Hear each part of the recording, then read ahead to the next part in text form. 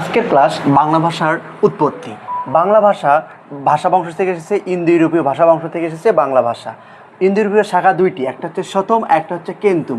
শতমটা হচ্ছে প্রাচীন ভারতবর্ষের অংশ শতম, সেই শতম শাখা থেকে এসেছে ভারতীয় শাখা, ভারতীয় শাখা থেকে এসেছে প্রাচীন ভারতীয় আর্য বা ভারতীয় আর্য।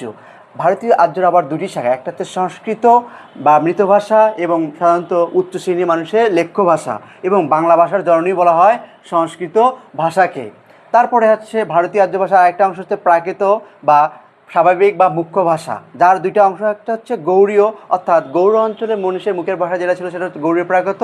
এই ভাষা থেকে বাংলা ভাষার জন্ম হয়েছে বলেছেন ডক্টর মোহাম্মদ শহীদুল্লাহ সপ্তম শতকে।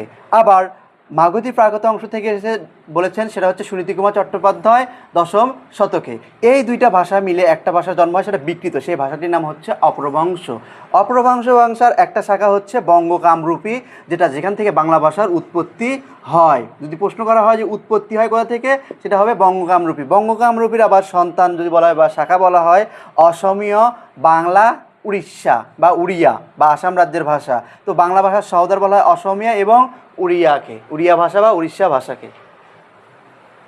আমরা টেকনিক আরও শিখতে পারি।